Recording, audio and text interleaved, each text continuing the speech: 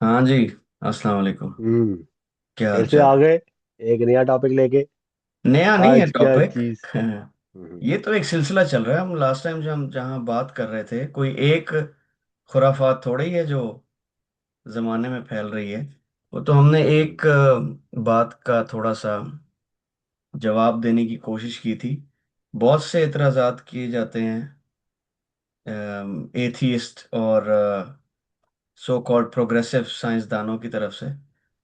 सबसे पहली बात तो यही समझ नहीं आती कि यार, साइंस वर्सेस रिलीजन कब से शुरू हो गया। मेरा जाती ख्याल ये है, और मैं किसी पे थोपना नहीं चाहता, हम सिर्फ शेयर कर रहे हैं। और अब इस डिस्कशन का मकसद भी ये है कि फूड फॉर थॉट दें लोगों को, गाइडेड फूड फॉर थॉट दें।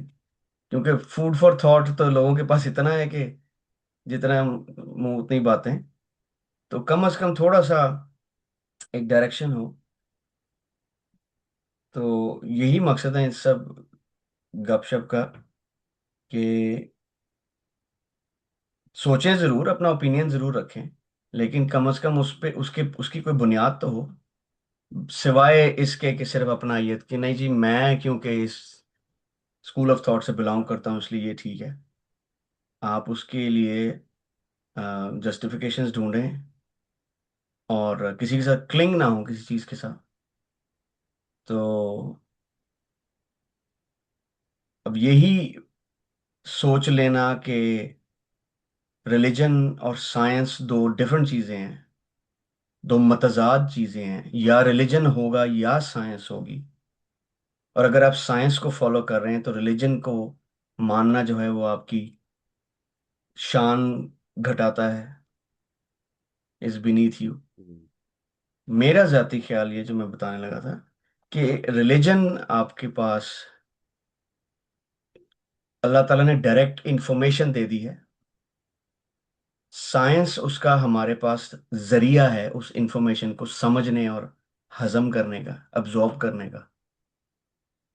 हम्म। अल्लाह ताला ने तो ज़ाहिर है वो अब वेट करता अगर, कि नहीं यार, सारे पहले आइंस्टाइन बन जाए, पूरे हर किसी को पीएचडी करा दूं पहले, उसके बाद बताऊं कि ब्लैक होल क्या होता है, उसके बाद बताऊं कि कायनात जो है वो वसी हो रही है, उसके बाद आप कैसे, इस तरह तो ये तालीम कभी खत्म ही नहीं होनी थी।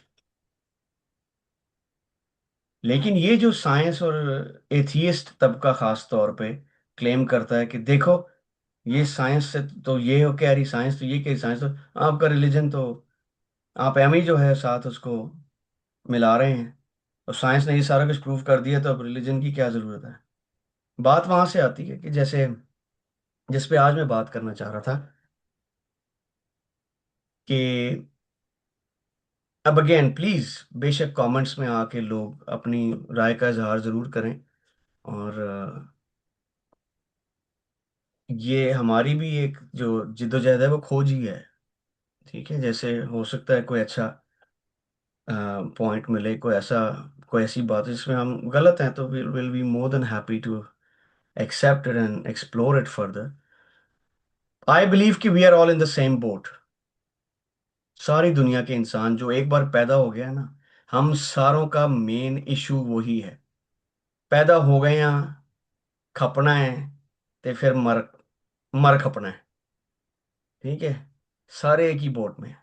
सारों का मकसद ये कि यार इथे भी बच बचा हो जाए, तो उथे भी बच बचा हो जाए। अगर वो, अगेन मैं जनरल जेनेरिक रख के बात करता हूँ, उथे, इफ देयर इज एन उथे, ते उथे भी बच बचा हो जाए। एथियस्ट तो जरा क्लेम करते हैं ना कि उथे है ही नहीं कुछ। ठीक है, लेकिन स्टिल, चाहे एथियस्ट हो, चाहे एग्नोस्टिक्स हो, चाहे यानी रिलीजियस थीस्ट हो, तो एक ही कश्ती में सवार हैं सारे। बात मैं इस पे करना चाह रहा था कि मुझे जाती तौर पे ये इससे ज्यादा बेवकूफाना कॉन्सेप्ट नहीं लगते।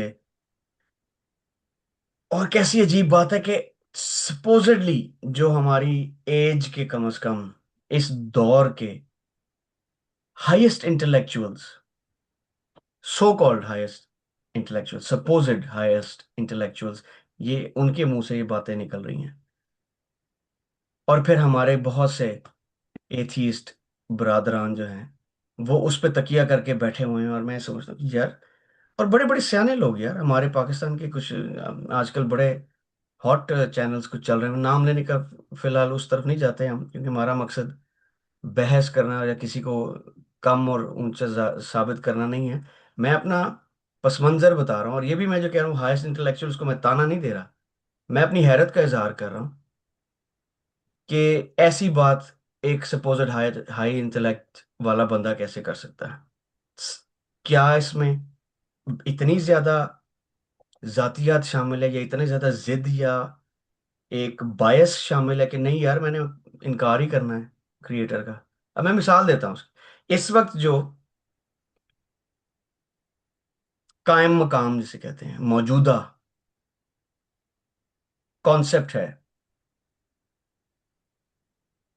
विदाउट यानी क्रिएटर को निगेट करके, कि कायनात कैसे वजूद में आई, वो इस वक्त जो कॉन्सेप्ट है या एक थ्योरी दी जाती है, और जिस पे कायम है एथियस्ट्स और साइंसदान, वक्त के बड़े एथियस्ट जो कहलाते हैं खुद को, वो ये है कि जी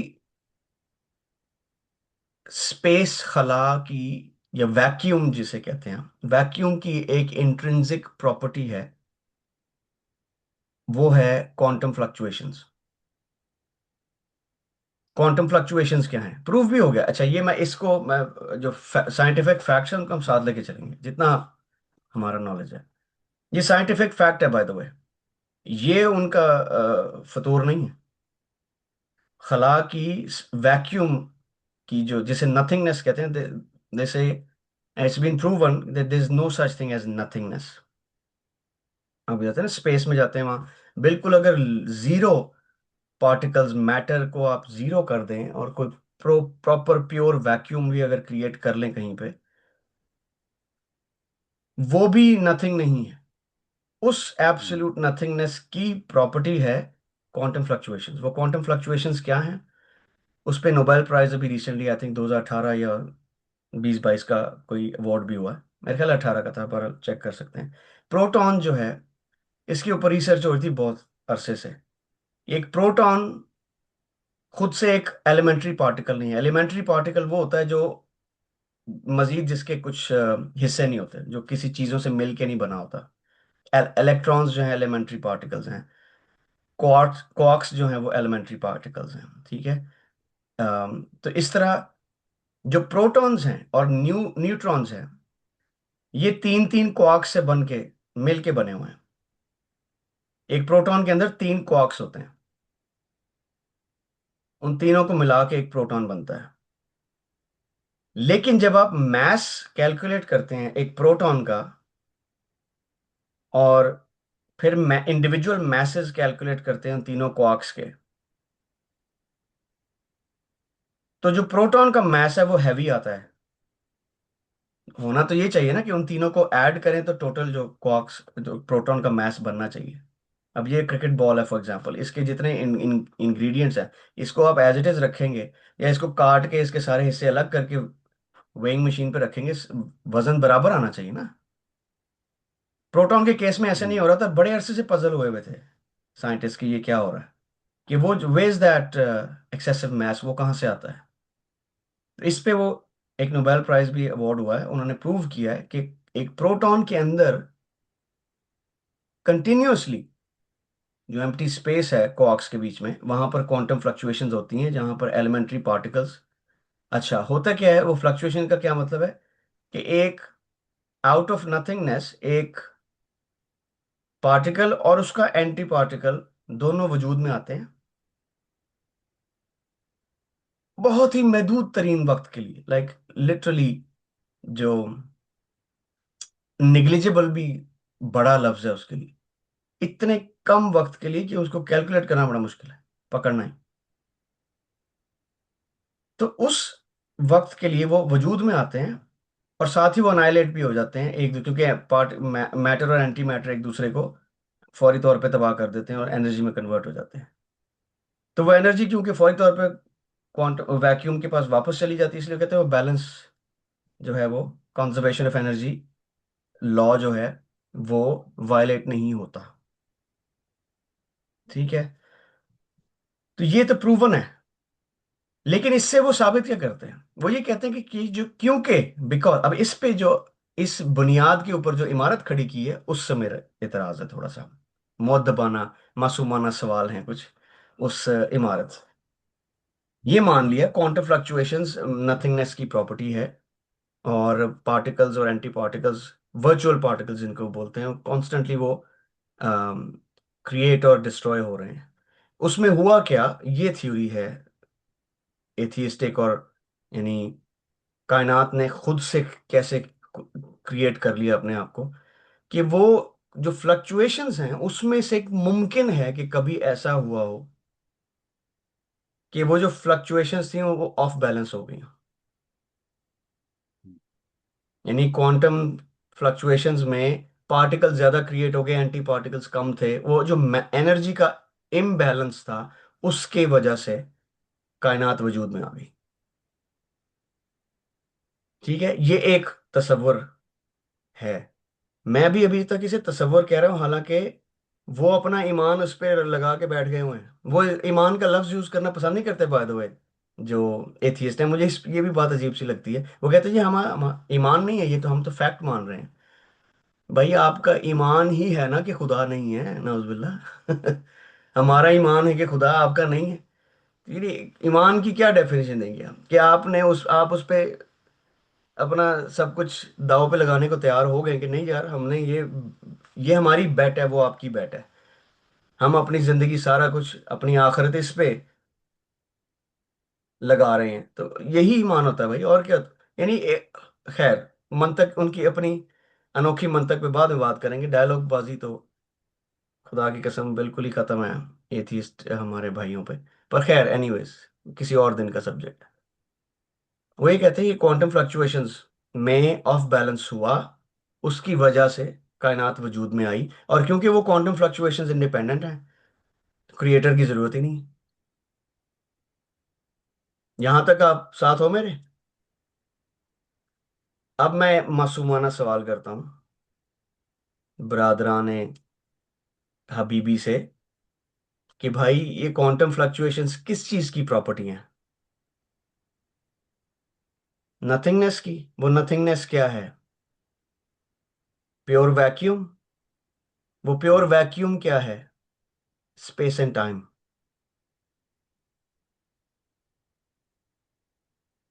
मैं वापस आता हूँ और आराम आराम से फिर लेके चलता हूँ हमारे सुनने वाले और खास तौर से एथियस्ट भाइयों को। क्वांटम फ्लक्चुएशंस किस चीज की प्रॉपर्टी, इंट्रिंसिक प्रॉपर्टी है? प्योर वैक्यूम की। प्योर वैक्यूम क्या है? नथिंगनेस हमारी इस कायनात में क्या है? Space and time.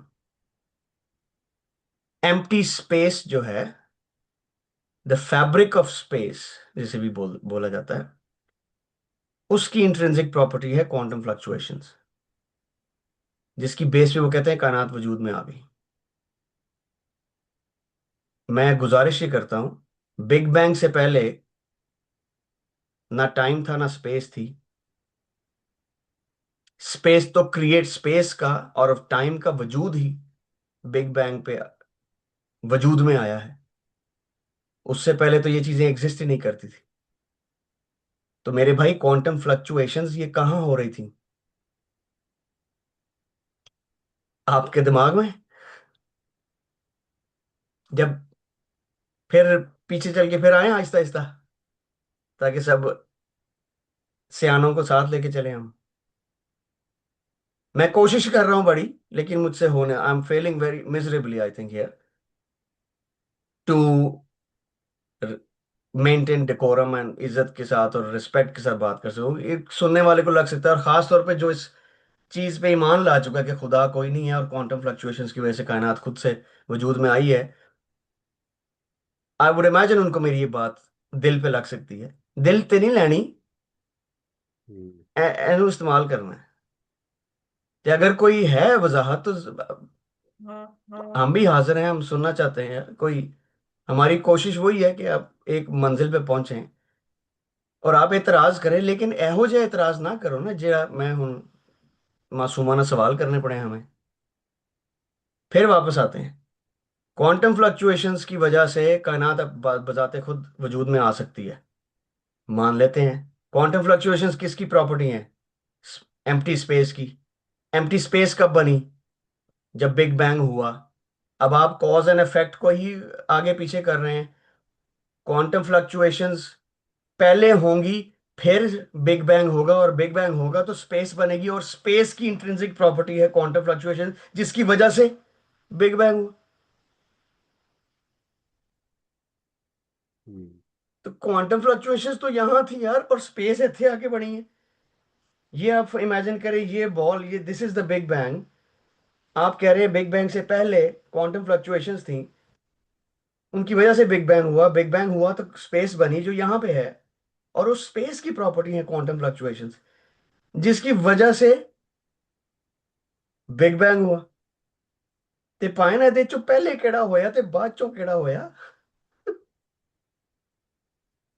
वो जो क्वांटम फ्लक्चुएशंस बिग बैंग से पहले हो रही थी, जिनकी वजह से कायनात वजूद में आपके मुताबिक आई, वो कितने हो रही है सन? कादी फ्लक्चुएशंस ही हो। स्पेस तो नहीं थी ना। ना वक्त था, ना स्पेस थी। ना आज था ना कल था, वो दोनों थे, और पल फल था। गाना याद आ गया मुझे किशोर का एक। मुझे मुझे ये मन तक समझ नहीं आता। इसी के जैसा एक और मैं आपको बताता हूँ, जिसके ऊपर थ्योरी ऑफ एवोल्यूशन बैठी हुई है, जिस पे हमारे वक्त के अगेन एक बड़े मशहूर साइंसदान ने अपनी जिंदगी खत्म करने के towards the end of his life ये फाइनल स्टेटमेंट देके मरा है: as long as, just bear with me, as long as there is a law such as gravity, the universe is independent of any creator. As long as there is a law such as gravity, universe does not need a creator. इतना बड़ा, ये Stephen Hawking, नाम भी बता दूं लोगों को ताकि वो इसको रिसर्च कर सके। स्टीफन हॉकिंग साहब ये कह के रुखसत हुए हैं कि लॉ ऑफ ग्रेविटी जो है वो काफी है सारी चीजों को बनाने के लिए। गुजारिश मुअद्दबाना, लॉ ऑफ ग्रेविटी कहाँ पे एग्जिस्ट करता है? हमारी कायनात में। हमारी कायनात की हर शय कब वजूद में आई? बिग बैंग पे। मीनिंग बिग बैंग से पहले ना कोई मैटर था, ना डजन मैटर था। हम्म। अब अगर गुजारिश वो ये करेंगे, उनकी मैं दोनों, मैं I am being the devil's advocate here as well, कि दूसरी साइड को भी हम साथ लेके चलें। सर आपकी आपके सवाल मैं खुद कर लेता हूं कि अच्छा जी, हमें कैसे पता कि बिग बैंग से पहले कोई लॉ नहीं थे? चले मान लेते हैं कोई कोई लॉ ऐसे थे, खुद ही एग्जिस्ट करते थे। उनमें लॉ ऑफ ग्रेविटी भी था, उसने कुछ किया, तो खुदा की या किसी बनाने वाले की जरूरत नहीं है। मैं गुजारिश आपसे करता हूँ, ग्रेविटी दा पता है कि शय? मासूमाना सवाल, ग्रेविटी क्या होती है? चलो आपको साथ लेके चलता, आपसे मैं बैक एंड फोर्थ करते हैं थोड़ा सा। मेरी आवाज सुन सुन के सारे तंग ही ना आ जाए कहीं। Law hmm. ऑफ ग्रेविटी किस किस व्हाट प्रोड्यूसेस ग्रेविटी? ग्रेविटी क्या है बेसिकली? क्या चीज है जो ग्रेविटी को प्रोड्यूस करती है, या ग्रेविटी किस चीज का इफेक्ट है?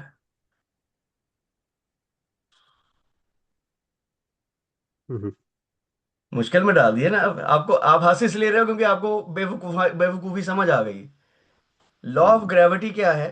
Gravity, what is gravity? अगर हम न्यूटोनियन फिजिक्स लेके चलें, तो gravity is basically the effect mass has on space. Mass जो है, जितना ज्यादा मैस होगा उतना ज्यादा पुलिंग पावर होगी। हम्म। हम्म। ठीक है। ग्रेविटी इसी कहते हैं कि अर्थ की ग्रेविटी, अर्थ का साइज, उसमें मैटर कम है, मैस कम है। सूरज की ग्रेविटी उससे भी ज्यादा, उसने देखो ना इतने सारे प्लैनेट्स को अपने साथ जोड़ के रखा हुआ है। अर्थ की कम है, इसने सिर्फ चांद एक जो साथ। जितना मैसिव हुजम होता है, like, अब ये पकड़ेंगे बातें कुछ लोग, मैं उनके लिए गुजार, हुजम को अगर लिटरली डिफाइन कर, ट्रांसलेट करें तो वो वॉल्यूम में आ जाएगा। वॉल्यूम की बात नहीं हो रही, साइज की बात नहीं हो रही, मैस डेंसिटी की बात हो रही। मैटर, मादा जितना ज्यादा हैवी होता है, जितनी ज्यादा मिकदार मादे की होती है, उतनी उसकी पुलिंग पावर होती है, यानी उतनी स्ट्रांग ग्रेविटी होती है। राइट। हम्म। ये न्यूटोनियन फिजिक्स की बात होगी। अगर आइंस्टाइन के बारे में बात करें, तो मैटर जो है वो, उसमें फोर्स नहीं है ग्रेविटी की। मैटर जो है वो स्पेस और टाइम को बेंड करता है। थ्योरी ऑफ रिलेटिविटी समझ रहे हो ना कि सुला दिया मैंने? हम्म।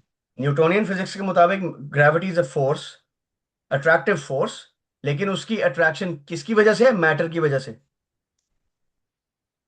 आइंस्टाइन के मुताबिक चलें अगर, जो ज्यादा इस वक्त प्रिवेलिंग अथॉरिटी है इस पे, तो gravity is not a force, it's the affect we see because matter bends space and time, warps space and time. ठीक हो गया? यानी ग्रेविटी, चाहे आप न्यूटोनियन फिजिक्स को लेके चले, चाहे आप आइंस्टाइन की फिजिक्स को लेके चलें, ग्रेविटी किस चीज का नतीजा है? मैटर का।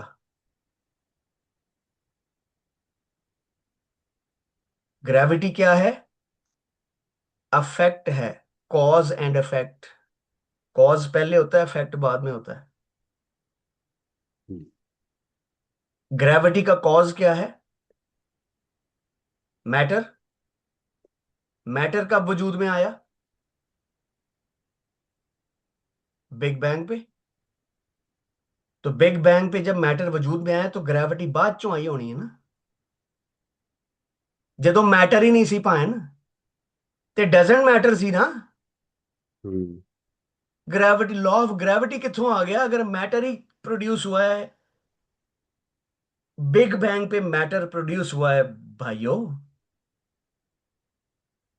केड़े पासे जावां ते किथे मंजी डावां, like for God sake, for अब फॉर गॉड इनके लिए क्या कहना होगा वैसे? फॉर गॉड सेक तो हम कहते हैं जो मानते हैं गॉड है।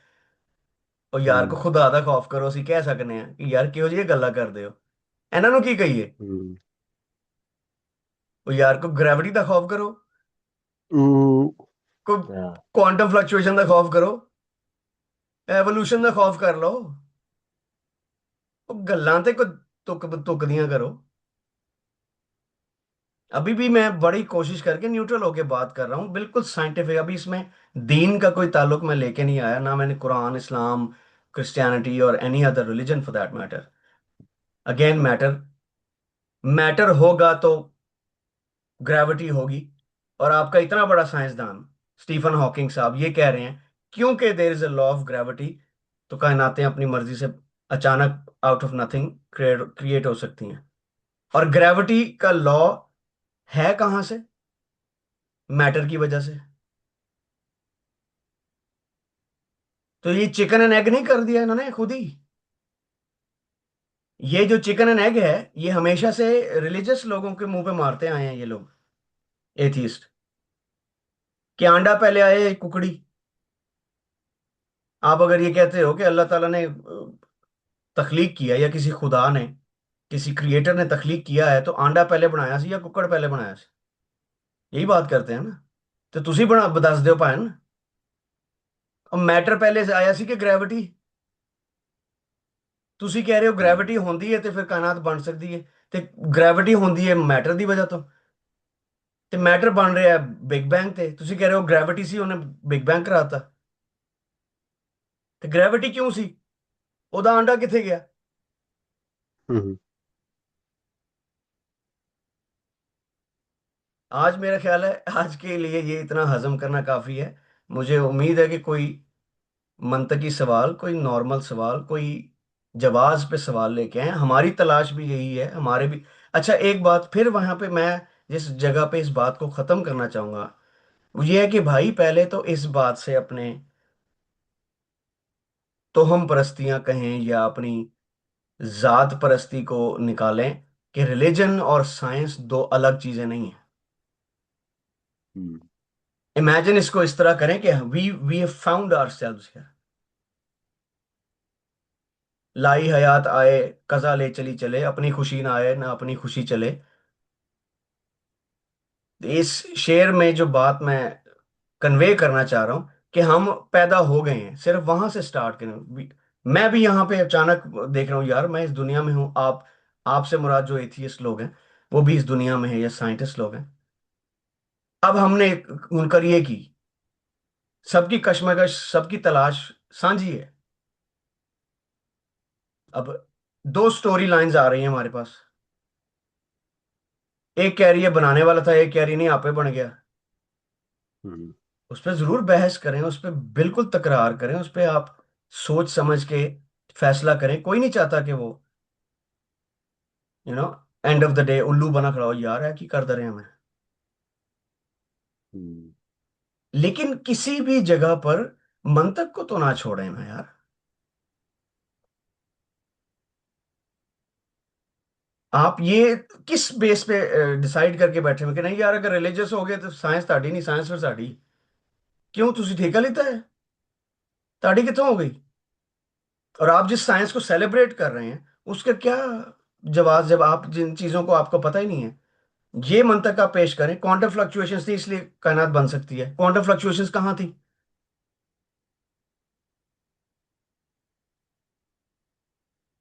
और क्योंकि लॉ ऑफ ग्रेविटी है, इस वजह से भी कायनात बन सकती है। लॉ ऑफ ग्रेविटी क्यों होता है?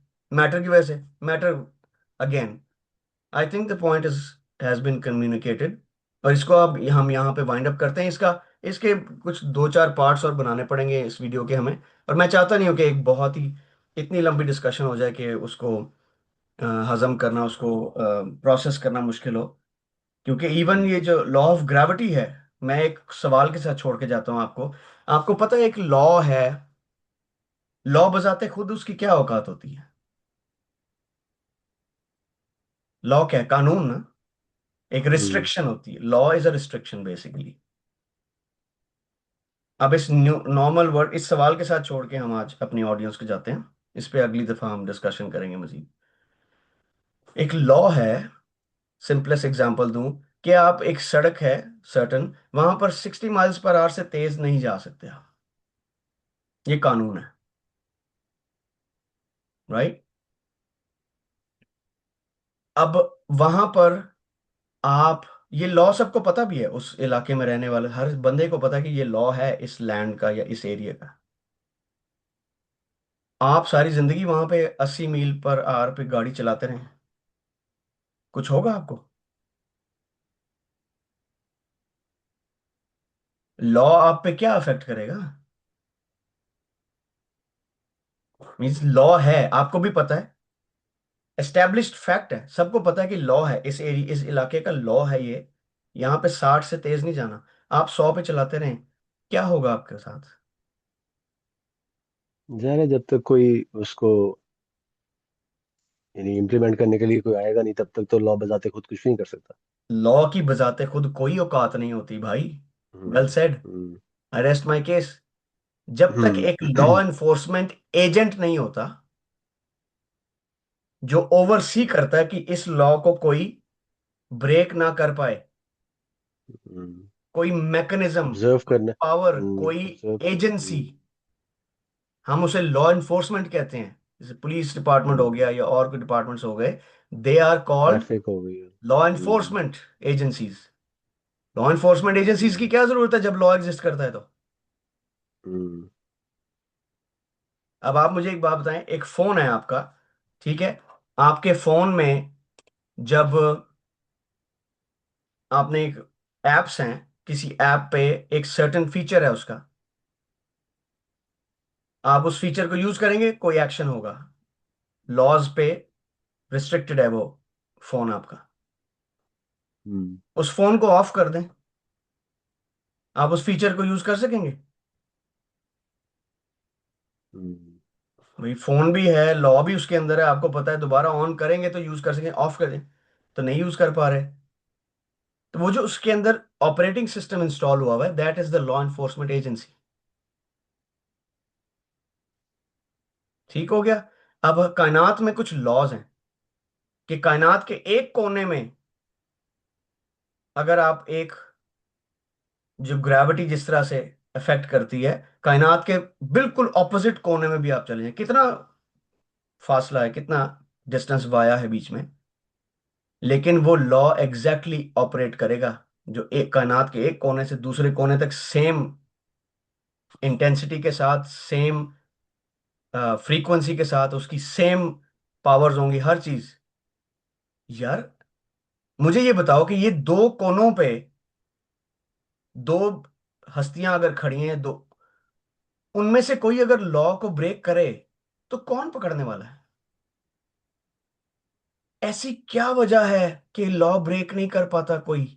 कोई ऑब्जेक्ट, कोई सितारा, कोई सैयारा, कोई पावर इतनी बड़ी कायनात में, इतने बड़े फासले पे, दे आर, ऐसी क्या चीज है जिसने उन्हें मजबूर किया हुआ कि खबरदार इस लॉ से उच्ची नीवी हल्की एनी एना जी नहीं सजे खबे हो सकते। अगेन मैंने क्रिएटर को बाहर रखा हुआ है। मैं तो सिर्फ आपसे ये पूछ रहा हूं, वो लॉ एनफोर्समेंट किसने की हुई है, कौन है?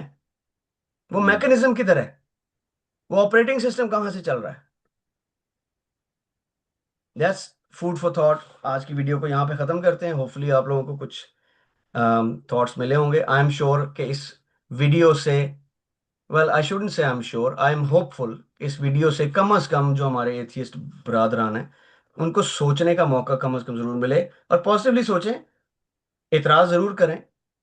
मैं आपकी बात पे इतराज कर रहा हूं तो आपको भी फुली, पूरी हर तरह से हक है हमारी बातों पे इतराज करने का, लेकिन ये हमारी बात नहीं है। मेरे तक जो इन्फॉर्मेशन पहुंची है मैंने उसको रिप्रोड्यूस किया है। मुझे आप लोगों से कोई इतराज नहीं है। आप चाहे आप चिल में हैं तो सौ बिस्मिल्लाह, सर आंखों पे आप चिल अपनी कायम रखें, लेकिन यार ध्यान नाल, ध्यान करना। नहीं, बहुत मुमकिन है कि ना भी हो इतराज, क्योंकि बड़े आसान लफ्जों में ये समझाया गया है। इतना कोई ऐसा कॉम्प्लिकेटेड चीज़ तो नहीं थी। या हमने, जैसे आपने बार बार ये इस चीज़ को वाजे किया है कि अभी तक तो हमने मज़हब को तो छेड़ा ही नहीं है। बहुत सारी बातें हैं जो मज़हबी लिहाज से और भी एलैबोरेट की जा सकती हैं। ना कोई और आयत, ना कोई हदीस, मैंने किसी चीज का रेफरेंस नहीं हम्म, दिया। मैंने प्योर साइंटिफिक फैक्ट्स पे आपसे बात की है। इस पर सौ बिस्मिल्लाह, हम्म, वी वेलकम है।